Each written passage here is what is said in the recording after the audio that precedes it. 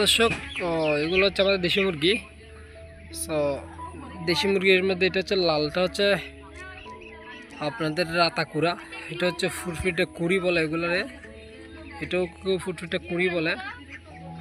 কুড়ি বলার কারণ হচ্ছে এগুলোর বাচ্চাগুলো সেম একই রকম হবে। আর এটা হচ্ছে লাতাকুড়া, লাতাকুড়া বাচ্চাটাও লাতাকুড়ার মতোই হয়।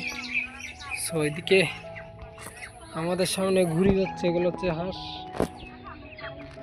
তো এগুলো হচ্ছে গ্রামাঞ্চলের হাঁস, এগুলো এখনও ছোটো বাচ্চা, এগুলোর শরীরগুলো এখন অনেক নরম।